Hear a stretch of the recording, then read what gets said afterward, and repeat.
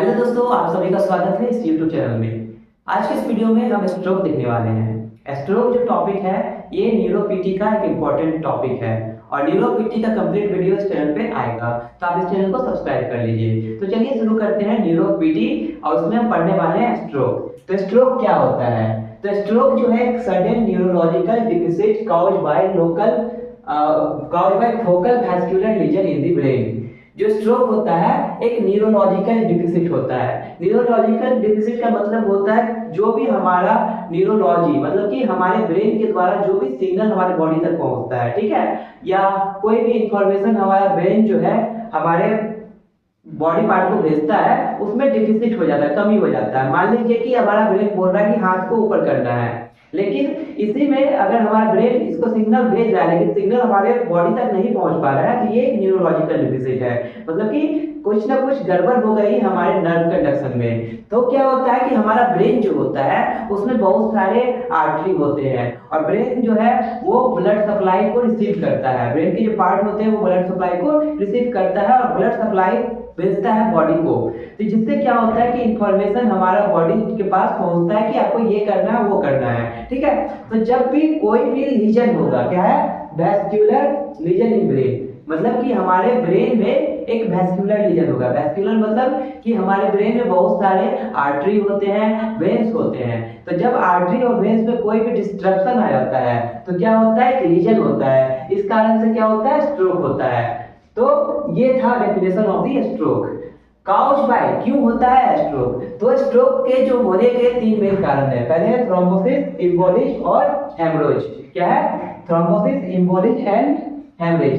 तो क्या होता है थ्रोम्बोसिस? थ्रोम्बोसिस का मतलब होता है क्लॉट फॉर्मेशन। क्या होता है ना ब्लड में, कि ब्लड में जो है क्लॉट का फॉर्मेशन हो जाता है। जो भी आर्टरी है, सेरेब्रल आर्टरी है, सेरेब्रल आर्टरी में क्या हो जाता है, एथेरोस्क्लेरोटिक प्लेक जम जाता है। क्या होता है, प्लेक का फॉर्मेशन हो जाता है, थक्का जम जाता है। जब ये आर्टरी में, सेरेब्रल आर्टरी में थक्का जमेगा तो क्या होगा, ब्लड सप्लाई जो है ब्रेन तक नहीं पहुंचेगा और ब्लड क्लॉट हो जाने के कारण ब्लड जो है हमारे ब्रेन तक नहीं पहुंचेगा, इससे स्ट्रोक हो सकती है। दूसरा कारण है एम्बोलिज्म। एम्बोलिज्म का मतलब होता है ऑक्लूजन। ऑक्लूजन का मतलब कि कोई भी जैसे कि ब्लड में सप्लाई हो रहा है, ब्लड सप्लाई हो रहा है, तो उसमें होते हैं गैसेज, मिनरल्स और कुछ ब्लड कंपोनेंट होते हैं जो कि धीरे धीरे वेस्ट जो होते हैं वो जाके क्या होते हैं ना, आर्टरी के पार्ट में किनारे किनारे जो होते हैं वो क्या होते हैं, जमा होने लगते हैं। तो क्या हुआ, इसका जो स्पेस है वो कम हो गया। अब स्पेस कम हो गया तो कम ब्लड सप्लाई होगा। जहां पे बाइफर्केशन आएगा, मतलब जहां पे आर्टरी अपना रास्ता चेंज कर रही है, तो वहां पे ज्यादा ये जमते जमते जमते जम होने के बाद ये क्या कर देगा, ब्लॉकेज कर देगा। ब्लॉकेज होगा तो ब्लड जो है प्रॉपर हमारे ब्रेन तक नहीं पहुंच पाएगा।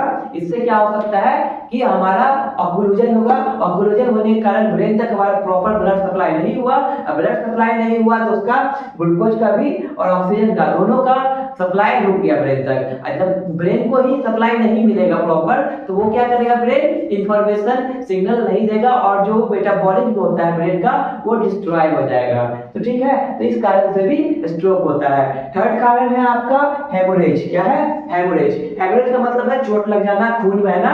तो क्या होता है ना, जब रोड ट्रैफिक एक्सीडेंट वगैरह होता है तो क्या हो जाता है, हेमोरेज हो जाता है। अब हेमोरेज होगा तो क्या होगा, आपका ब्लड रप्चर हो जाएगा, ब्लड वेसल जो है वो रप्चर हो जाएगा। तो ब्रेन तक इंफॉर्मेशन तो नहीं पहुंचेगा, मतलब कि ब्लड सप्लाई नहीं पहुंचेगा और ऑक्सीजन भी नहीं पहुंच पाएगा क्योंकि रप्चर हो गया और खून पूरे ब्रेन में फैल जाएगा। इस कारण से भी स्ट्रोक हो सकता है। उसके अलावा है हाइपरटेंशन। हाइपरटेंशन क्या होता है, ब्लड प्रेशर। जब आपका ब्लड प्रेशर हाई होता है, बहुत जैसे ओल्ड एज में होते हैं, तो आपका इलास्टिक जो होता है, ब्लड प्रेशर जो होता है वो इलास्टिक हो जाता है, मतलब लचीलापन हो जाता है। तो ज्यादा हाई ब्लड प्रेशर होने के कारण, हाइपरटेंशन होने के कारण क्या होता है कि ब्लड वेसल जो है वो रप्चर हो जाता है, जिससे क्या हो सकती है, स्ट्रोक हो सकती है। तो ये था स्ट्रोक, व्हाट इज स्ट्रोक, उसका काउज। अब हम देखने वाले हैं पैथोफिजियोलॉजी। क्या देखने वाले हैं, पैथोफिजियोलॉजी। इसमें होता क्या है, जो स्ट्रोक होता है उसमें बेसिकली होता क्या है, तो ब्लड स्ट्रोक में क्या होता है ना, loss of supply of oxygen and glucose due to occlusion. क्या होता है कि जो ब्रेन में जो सप्लाई हो रहा है ऑक्सीजन और ग्लूकोज का, क्या हो रहा है, ऑक्सीजन ऑक्सीजन और ग्लूकोज का जो सप्लाई हो रहा है ब्रेन में वो डिस्टरप्ट हो जाता है, मतलब कि ब्रेन तक आर्टरी जो है ब्लड को ले जा रही है वो जाके रुक गया। क्यों रुका था? थ्रोम्बोसिस, एम्बोलिज्म या हेमरेज के कारण से जो है प्रॉपर हमारे ब्रेन तक जो है ये ऑक्सीजन और ग्लूकोज नहीं पहुंच पा रहा है ड्यू टू ऑक्सीजन, किसी न किसी कारण से, या तो रुक जाने के कारण से या हेमरेज हो जाने के कारण से सारा खून तो इधर ही भाग गया, या रुक गया तो ब्लड यहाँ तक नहीं पहुंच पाया, या क्लॉट का फॉर्मेशन हो गया। तो क्या हुआ? ब्रेन तक हमारा इंफॉर्मेशन मतलब कि ऑक्सीजन और ग्लूकोज नहीं पहुंचा, तो इससे क्या होगा कि डिस्ट्रक्शन आ जाएगा, मतलब कि ऑक्लूजन हो जाएगा, रुकावट आ जाएगी, जिससे कि स्ट्रोक हो जाएगा। ठीक है। दूसरा कारण है various changes in cellular metabolism. अब जब प्रॉपर ऑक्सीजन और ग्लूकोज नहीं पहुंच पाया तो भी जो भी केमिकल रिएक्शन हमारे बॉडी में होते हैं और हमारे ब्रेन तक होते हैं, क्योंकि ब्रेन को तो हमारा सेंट्रल प्रोसेसिंग यूनिट माना जाता है, सीपीयू की तरह हमारा ब्रेन जो है काम करता है। तो ये उस कारण की वजह से, मतलब कि ग्लूकोज और ऑक्सीजन के प्रॉपर सप्लाई ना होने के कारण से क्या हो सकता है कि हमारा ब्रेन जो है काम करना बंद कर देगा। उसमें बहुत सारे आर्टरी होते हैं, जैसे मिडिल सेरेब्रल आर्टरी होते हैं, पीसीए होते हैं, पोस्टीरियर सेरेब्रल आर्टरी, एसीए होते हैं, एंटीरियर सेरेब्रल आर्टरी। इन सब का काम है अलग अलग फंक्शन करना। किसी का काम है कि लेग को उठाना, किसी का काम है हैंड को उठाना, कोई लोग है जैसे पैराइटल लोग है, टेम्पोरल लोग है, सबका अलग अलग काम है। तो उन सबको देखते हैं कि अब हम इस देखने वाले हैं इस वीडियो में कि जितने भी आर्टरी होते हैं, जितने भी लोब्स होते हैं जो हमारे ब्रेन के लिए इंपॉर्टेंट है, उसमें हम आर्टरी को देखेंगे। मिडिल सेरेब्रल आर्टरी में अगर कोई डिफॉर्मिटी आ जाए, या पोस्टीरियर सेरेब्रल आर्टरी में कोई डिफॉर्मिटी आ जाए, या आपका एंटीरियर सेरेब्रल आर्टरी में कोई डिफिशिएंट आ जाए, तो क्या होगा? डिफिशिएंट जैसे ही आएगा तो क्या होगा? ब्लड सप्लाई नहीं पहुंच पाएगा। तो उनसे क्या होता है, कौन से पार्ट को ये अफेक्ट करेगी, कौन से बॉडी पार्ट को ये middle cerebral artery, anterior cerebral artery और पोस्टीरियर सेरेब्रल आर्टरी अफेक्ट कर सकती है, और क्या क्या कंडीशन होगा अगर मिडिल सेरेब्रल आर्टरी में प्रॉपर डिफिसिट आ गया, तो उनसे क्या प्रॉब्लम हो सकता है हमारे बॉडी में, स्ट्रोक वाले पेशेंट में, उसको देखेंगे। और मैं ये बुक को रेफर कर रहा हूँ, गैलेडिस सैम्यूल बुक को आप भी पढ़िएगा, 2 बार 3 बार पढ़िएगा एक टॉपिक को, तब आपको समझ में आएगा, क्योंकि ये बुक ही आपको अच्छा नॉलेज दे सकता है। तो यही आज यहाँ पे मैंने बताया कि क्या होता है स्ट्रोक, किस कारण से होता है, और पैथोफिजियोलॉजी क्या होता है। अब मैं बताने जा रहा हूँ कि middle cerebral artery, posterior cerebral artery और एंटीरियर सेरेब्रल आर्टरी में अगर डिफिसिट हो जाए तो क्या क्या हो सकता है। अब हम देखने वाले हैं आर्टरी और वेन के वो पार्ट जो कि इन्वॉल्व होते हैं स्ट्रोक में। अगर कोई भी आर्टरी जो रप्चर हो जाता है, या ब्रेन के वो पार्ट जिसमें लीजन हो जाता है, उससे क्या होता है? स्ट्रोक हो सकता है। तो सबसे पहले हम देखने वाले हैं MCA, middle cerebral artery. Middle cerebral artery जो एक ऐसा आर्टरी है जिसमें अगर लीजन हो जाए, अगर वो आर्टरी रप्चर कर जाए, तो इन सारे एरिया को वो अफेक्ट करेगा, और इन सारे एरिया को अफेक्ट करने के बाद ये सारे सिम्टम आपको देखने को मिलेंगे। तो सबसे पहले जो मिडिल सेरेब्रल आर्टरी है उसमें motor area of face, arm and leg. जो मिडिल सेरेब्रल आर्टरी है उसमें अगर लीजन हो जाए, उसमें अगर रप्चर हो जाए, वो रप्चर हो जाएगा, तो सबसे पहले क्या होगा? मोटर एरिया, जो भी हम मोटर फंक्शन करते हैं, जैसे कि हाथ को उठाना हो, नीचे ले जाना हो, कूदना हो, खेलना हो, ये सब मोटर फंक्शन है। तो ये सब एरिया जो कंट्रोल करता है मिडिल सेरेब्रल आर्टरी। तो motor area of face, arm और लेग, चेहरे का, हाथ का और पैर का, ये क्या करवाता है? पैरालिसिस करवाता है। क्या करवाता है? पैरालिसिस करवाता है। देखिए क्या आपको क्या लिखा हुआ? Motor area of face, arm और लेग को अफेक्ट करता है। दूसरा है somatosensory area of face, arm and leg, अब सोमैटोसेंसरी एरिया को भी अफेक्ट करता है। थर्ड है सेंट्रल लैंग्वेज एरिया, हमारे ब्रेन में जो सेंट्रल लैंग्वेज एरिया है उसको भी अफेक्ट करता है। एंड फोर्थ है पैराइटल एंड फ्रंटल लोब, ये जो है पैराइटल और फ्रंटल लोब को भी अफेक्ट करता है। तो मोटर एरिया में मैंने बता दिया कि जो आप खेलकूद करते हैं, हाथ को उठाते हैं, बैठाते हैं, इन सबको अफेक्ट करता है। दूसरा सोमैटोसेंसरी, मतलब कि ये हमारे सेंसेस को खत्म कर देता है।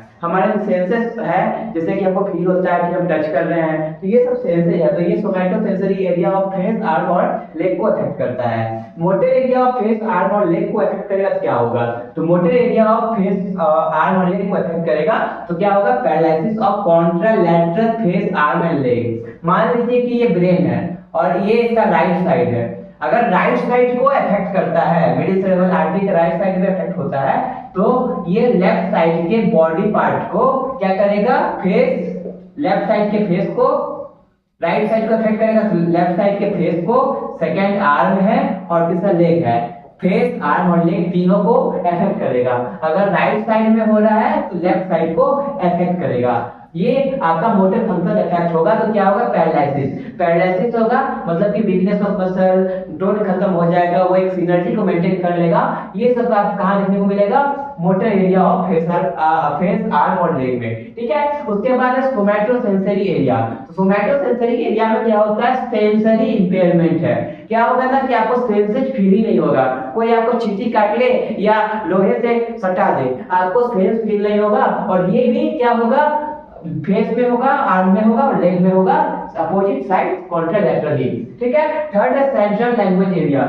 अगर आपके लैंग्वेज एरिया जहां से हमारा लैंग्वेज को कंट्रोल किया जाता है उसमें अफेक्ट हो जाए, उसमें कुछ प्रॉब्लम आ जाए ड्यू टू स्ट्रोक, तो क्या होगा, speech, language, writing, calculation, distance कुछ भी हम मेजर नहीं कर पाएंगे। क्या नहीं कर पाएंगे, ना ही स्पीच सही से बोल पाएंगे, ना ही लैंग्वेज है कुछ डिसाइड कर पाएंगे, नहीं लिख पाएंगे, ना तो कैलकुलेट कर पाएंगे, ना ही हम डिस्टेंस बता पाएंगे कि ये स्ट्रोक के कारण हुआ है। ये सब किसमें देखने को मिलेगा, स्ट्रोक के मिडिल सेरेब्रल आर्टरी में अगर आपको चोट लग जाता है उसमें देखने को मिलेगा। उसके बाद है पैराइटल एंड फ्रंटल लोब में। तो पैराइटल और फ्रंटल लोब में क्या है, unawareness of hemiplegic side. Hemiplegic side में अनअवेयरनेस होगा, मतलब कि आपको पता ही नहीं चलेगा कि आपका मतलब कि राइट साइड में अगर लेफ्ट साइड में आपको हेमिप्लेजिया है तो आपको इसका अवेयरनेस नहीं रहेगा, मतलब आपको पता ही नहीं चलेगा कि आपको हेमिप्लेजिया है। सेकंड है ataxia of contralateral limb. Right side में हुआ तो लेफ्ट साइड में अनकोऑर्डिनेटेड मूवमेंट होगा, सही से आप मूव नहीं कर पाइएगा, हैंड को सिनर्जी फॉर्म कर लेगा तो क्या होगा, अटैक्सिया होगा, अनकोऑर्डिनेटेड मूवमेंट, ठीक है। उसके बाद है एब्रेक्सिया ऑफ गेट, मतलब कि आप सही तरीके से मूव नहीं कर पाइएगा, आपका पैटर्न जो है वॉकिंग पैटर्न ये भी चेंज हो जाएगा। तो ये था मिडिल सेरेब्रल आर्टरी, और मिडिल सेरेब्रल आर्टरी मैंने बताया कि कौन से एरिया अफेक्ट हो जाते हैं और क्या क्या हो सकता है। उसके बाद है एंटीरियर सेरेब्रल आर्टरी। क्या है, एंटीरियर सेरेब्रल आर्टरी। तो एंटीरियर सेरेब्रल आर्टरी में आपको बता रहे हैं आपको कौन कौन सा एरिया अफेक्ट हो रहा है। तो इसमें motor area of leg, arm, पैर और हाथ का मोटर एरिया अफेक्ट हो रहा है। आपका फेस में कोई पैरालिसिस नहीं मारा होगा, ठीक है। अगर आपका एंटीरियर सेरेब्रल आर्टरी में रप्चर होता है ब्लड का तो इसमें क्या होगा कि आपका मोटर एरिया ऑफ सिर्फ arm and leg he affected होगा। सेकंड है sensory area of leg and arm affect होगा। थर्ड जो है पोस्ट फ्रंटल लोब। थर्ड कौन सा अफेक्ट होगा, पोस्ट फ्रंटल लोब अफेक्ट होगा। तो मैंने बताया motor area of arm and leg. तो इसमें क्या होगा, paralysis of leg and arm. क्या होगा, paralysis of leg and arm. और हमेशा बोला जाता है कि कॉन्ट्रालैटरली होता है। क्या होगा, राइट साइड में अगर अफेक्ट हुआ तो इसके लेफ्ट साइड में आपको देखने को मिलेगा पैरालिसिस, इस चीज का लेग और सिर्फ आर्म का, ठीक है। सेकंड है sensory area of leg and arm. अगर आपका सेंसरी एरिया, अगर एंटीरियर सेरेब्रल आर्टरी का सेंसरी एरिया जो अफेक्ट करता है आपका लेग और आर्म को, क्या लेग और आर्म का सेंसरी एरिया भी, मतलब कि सेंसरी सेंस भी आपका चला जाएगा, सेंसरी लॉस हो जाएगा। क्या हो जाएगा, sensory loss of foot and leg. पैर का, हाथ का जो सेंसरी लॉस है वो पूरा हो जाएगा। इसमें सही तरीके से आप वर्क नहीं कर पाइएगा, ठीक है। आपका पैर जो है हाथ और पैर सही से काम नहीं कर पाएगा, और साथ में इसका सेंसरी लॉस हो गया, पैरालिसिस हो गया तो काम नहीं कर पा रहा है, दूसरा सेंसरी लॉस हो गया, आपको ना टच का फील हो रहा है, ना आपको गर्म फील हो रहा है, ना ठंडा फील हो रहा है, कुछ भी आपको सेंस नहीं होगा, कुछ चीजें भी काटने से आपको फील नहीं होगा, ठीक है। उसके बाद है post frontal lobe. Post frontal lobe में क्या हो सकता है, आपका फ्रंटल लोब का पोस्टीरियर, मतलब पोस्टीरियर पार्ट, ठीक है।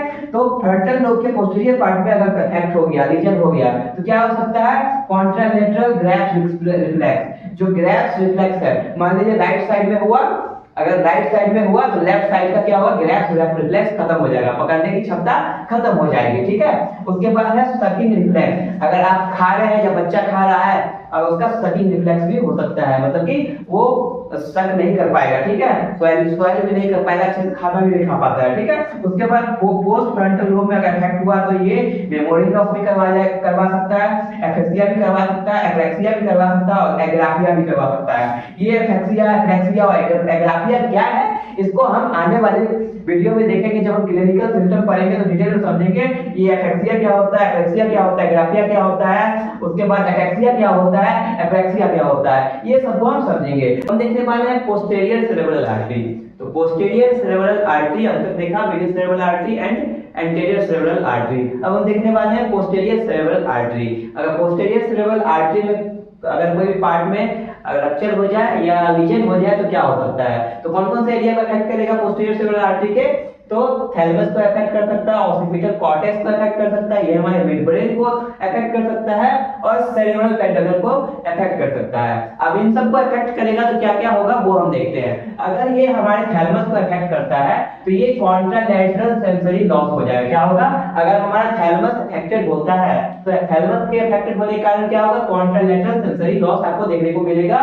राइट साइड में होगा तो लेफ्ट साइड का सेंसरी लॉस हो जाएगा, ठीक है, लेफ्ट साइड का सेंसरी लॉस हो जाएगा, ठीक है। इसके बाद है ऑसिपिटल कॉर्टेक्स में, तो ऑसिपिटल कॉर्टेक्स में मतलब चलता है पीछे वाला हिस्सा, मतलब जो भी विजुअल वाले एरिया होते हैं उसको अफेक्ट करेगा। तो क्या हो सकता है, विजुअल एग्नोसिया हो सकता है, ठीक है, उसके बाद हेमिनोपिया हो सकता है, उसके बाद ब्लाइंडनेस भी हो सकता है। अगर आपको पीछे वाले एरिया में मतलब ऑसिपिटल कॉर्टेक्स में अगर आपको चोट लग जाए, लीजन हो जाए तो विजुअल एग्नोसिया, हेमिनोपिया और ब्लाइंडनेस भी आपको देखने को मिल सकती है। उसके बाद मिड ब्रेन वाले एरिया में अगर अफेक्ट हो जाए, अगर हमारा मिड ब्रेन ही अफेक्ट हो जाए तो क्या क्या हो सकता है, तो हमारे बॉडी का एक्यूट होगा, हल्का सा टेढ़ा हो जाएगा बॉडी, उसके बाद पोस्चरल ट्रेमर देखने को मिलेगा। अगर आप जब चलिएगा तो हिलिएगा, चलिएगा तो हिलिएगा हल्का, ठीक है। उसके बाद क्या है, कॉन्ट्रालैटरल हेमिप्लेजिया। अगर आपका मिड ब्रेन में भी चोट लगता है तो क्या होगा, राइट साइड के मिड ब्रेन में चोट लगा तो लेफ्ट साइड में आपको क्या होगा, हेमिप्लेजिया मतलब पैरालिसिस, आधा बॉडी का पैरालिसिस देखने को मिलेगा। तो ये था हमारा सेरेब्रल पेंडिकल और ये था हमारा पोस्टीरियर और एक अफेक्टेड पार्ट है सेरेब्रल पेंडिकल। तो ये पोस्टीरियर सेरेब्रल आर्टरी जो है अफेक्ट होगा तो क्या क्या हो सकता है, ये था। उसके बाद एक है हॉर्नर सिंड्रोम। ये हॉर्नर सिंड्रोम क्या होता है, तो हॉर्नर सिंड्रोम जो बेसिकली क्यों होता है, due to destruction of post sympathetic nerve supply. Pre sympathetic nerve supply के कारण क्या होता है, डिस्ट्रक्शन हो जाएगा प्री सिंपैथेटिक नर्व सप्लाई में, तो क्या होगा, हॉर्नर सिंड्रोम देखने को मिलेगा। उसके बाद है ड्रॉप अटैक। ड्रॉप अटैक का मतलब क्या है, आपका जो लोअर लिम्ब है, आपका लोअर लिम्ब का जो मसल है उसमें क्या होगा, सडन लॉस हो जाएगा। किस चीज का, टोन का, muscle tone, tone in lower limb, lower limb का जो टोन है वो कम हो जाएगा, sudden loss of tone in lower limb, lower limb का जो टोन है वो कम हो जाएगा, उसे क्या बोलते हैं, ड्रॉप अटैक हो जाता है। अभी ड्रॉप अटैक क्यों होता है, ड्रॉप अटैक होता है due to involvement of medullary pyramid. Medullary pyramid का अगर इन्वॉल्वमेंट हो जाए, अगर मेडुलरी पिरामिड में आपको कोई रीजन हो जाए तो क्या हो सकता है, ड्रॉप अटैक आएगा। और ड्रॉप अटैक आ जाएगा तो इससे क्या होगा, वर्टिब्रो सेरेब्रल आर्टरी सिंड्रोम इसे कहते हैं। क्या होगा, इससे वर्टिब्रो सेरेब्रल आर्टरी सिंड्रोम कहते हैं। तो ये हम आज के इस वीडियो में हमने देखा, क्या हमने देखा कि स्ट्रोक क्या होता है, उसके काउज क्या होते हैं, उसके पैथोफिजियोलॉजी क्या होता है। उसके बाद मैंने देखा कि बहुत सारे आर्टरी थे जो इन्वॉल्व हुए, उन आर्टरी में कौन कौन से पार्ट को अफेक्ट किया गया। उसके बाद मैंने देखा कि उस अफेक्टेड पार्ट से क्या चीज अफेक्ट आया हमारी बॉडी में। तो इन सभी चीज को देखा मैंने आज इसके इस वीडियो में। तो उम्मीद करता हूं कि आपको ये वीडियो पसंद आया होगा। अगर आपको ये वीडियो पसंद आया तो अपने दोस्तों के साथ शेयर करें, ताकि उनका जो न्यूरोपीटी आज के समय फिजियोथेरेपी का जो क्या कहते हैं सब्जेक्ट जो है कॉलेज में प्रॉपर पढ़ाई नहीं हो पाता है, खुद से ही पढ़ना पड़ता है और यूट्यूब के सहारे पढ़ना पड़ता है, इसलिए आप आके मेरा वीडियो देख रहे हैं। अगर अच्छे से पढ़ाई करना है तो आप बुक को फॉलो कीजिए, ग्लैडिस ह्यूमन बुक को, सैम्यूल बुक को फॉलो कीजिए। वहां पे बहुत अच्छे नॉलेज दिए हुए हैं न्यूरोपीटी का। और न्यूरोपीटी का मैंने देखा यूट्यूब पे कोई कंटेंट नहीं डाल रहा है तो मैंने शुरुआत किया और न्यूरोपीटी कंप्लीट करूंगा, उसके बाद ऑर्थोपीटी भी कंप्लीट करूंगा। तो आप इस चैनल को सब्सक्राइब करें और हमारे टेलीग्राम चैनल को जरूर से जरूर ज्वाइन करें, वहां पे सारे नोट्स आपको अवेलेबल मिल जाएंगे। ये मेडिकोज कॉन्सेप्ट था पहले इस चैनल का नाम, फिर मैंने इसका नाम चेंज करके डॉक्टर सौरभ सैनी पीटी डाल दिया, क्योंकि मेडिकोज कॉन्सेप्ट जो है वो पूरे मेडिकल चीज को मतलब कि मेडिकल को डिनोट करता था, लेकिन अब ये स्पेसिफिक फिजियोथेरेपी का चैनल है। तो आप सब सब्सक्राइब करें और हमारे इंस्टाग्राम पेज को भी फॉलो करें, जो कि आपका लिंक जो है डिस्क्रिप्शन में है, ताकि जो भी कंटेंट मैं बनाऊं आपके लिए वो आप तक पहुंच सके। ठीक है, मिलते हैं नेक्स्ट वीडियो में। नेक्स्ट वीडियो में हम डिस्कस करेंगे clinical features of the stroke और पूरे डिटेल में हम डिस्कस करेंगे। तो घबराने की बात नहीं है, पूरा वीडियो देखिए और अपने दोस्तों के साथ भी शेयर कीजिए। धन्यवाद, मिलते हैं नेक्स्ट वीडियो में।